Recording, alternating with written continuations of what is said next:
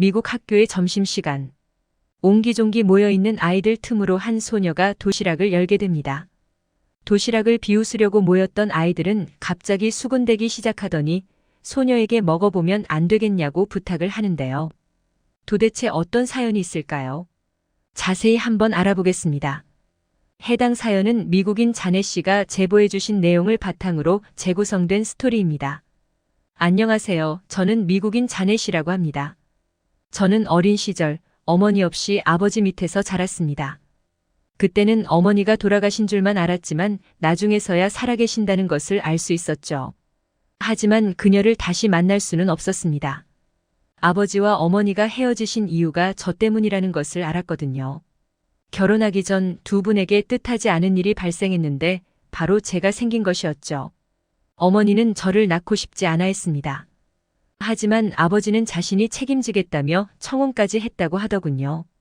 처음에 어머니는 그 청혼을 받아들여줬다고 합니다. 저를 낳고 난 후에 결혼을 하자고까지 했지만 정작 그녀는 제가 태어남과 동시에 결혼도 육아도 자신 없다며 아버지를 떠났다고 하더군요. 남겨진 아버지는 홀로 저를 키워냈고 그러던 중 한 여자를 만나게 되었습니다. 덕순 씨는 아버지보다 5살 어린 한국인이었죠.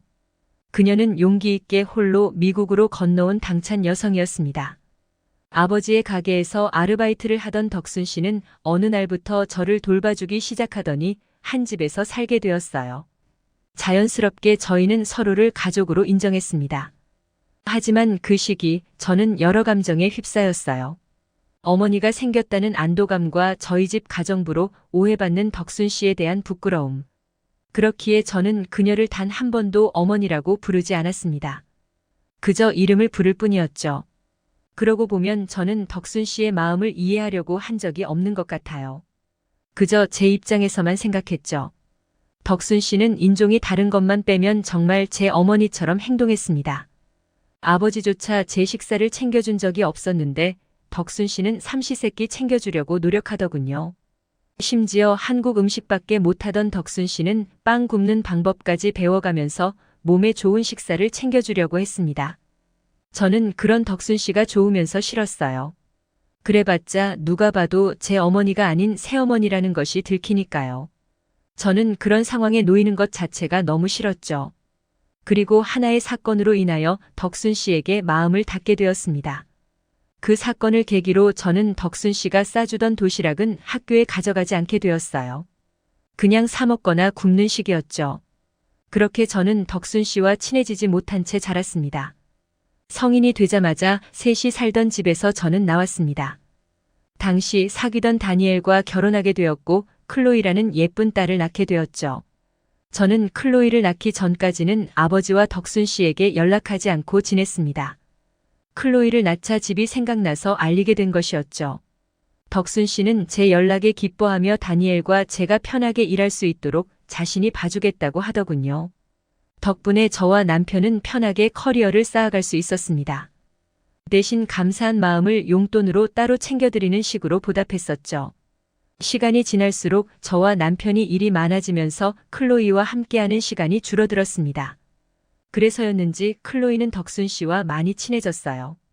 클로이는 저만 보면 덕순 씨가 알려준 한국어라든가 음식, 놀이 등 관련된 이야기를 할 정도였습니다.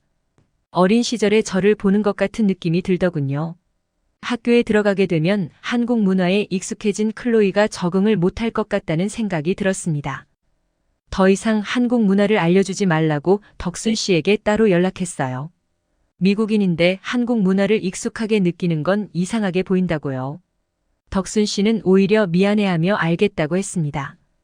그런데 생각과 다르게 저에게 툴툴대는 사람이 나타났습니다. 바로 클로이였죠. 클로이는 한국 할머니인 덕순 씨가 요즘 한국 음식도 놀이도 해주지 않는다고 하더군요. 자신은 그것들이 너무 좋았는데 말이죠. 저는 클로이에게 한국인이 아닌 미국인이라는 것을 확실히 알려주었습니다. 정작 아이에게 들은 말은 생각하지도 못한 말이었죠.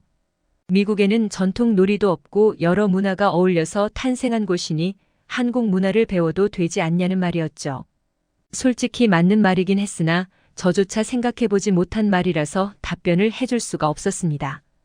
저는 그저 제 말이 맞다면서 한국인이 아니니 배울 필요가 없다는 말로 끊어내 버렸어요.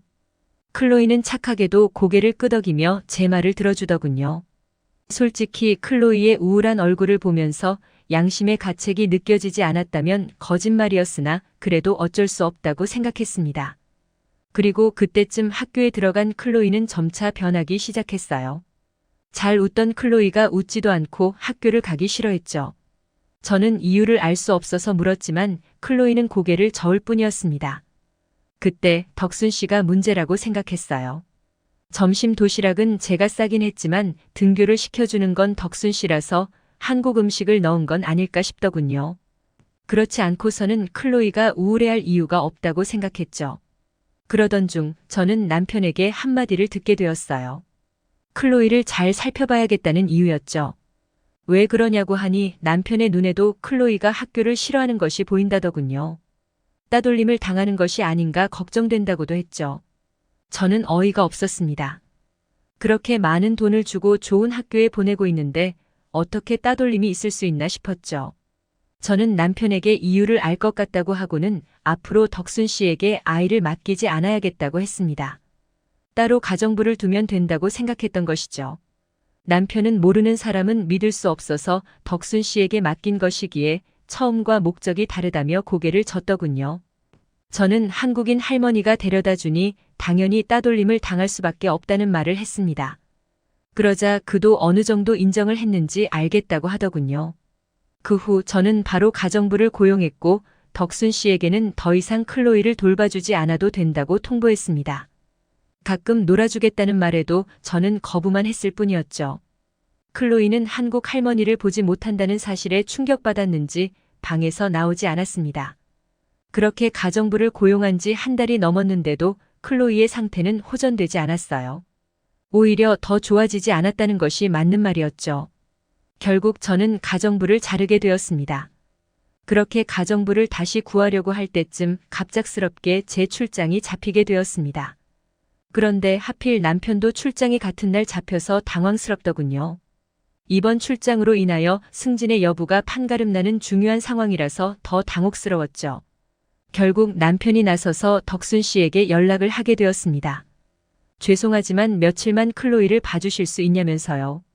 당연히 거절할 줄 알았던 덕순 씨는 흔쾌히 받아들였습니다. 그리고 그날 당일 클로이의 환한 미소를 오랜만에 마주할 수 있었어요. 제가 악역이 된 것 같은 느낌이 들 정도였죠. 저는 며칠 정도 집을 비운다는 사실을 딸에게 이야기해 준 후 출장에 나섰습니다. 출장을 마치고 집으로 돌아왔을 때는 클로이와 덕순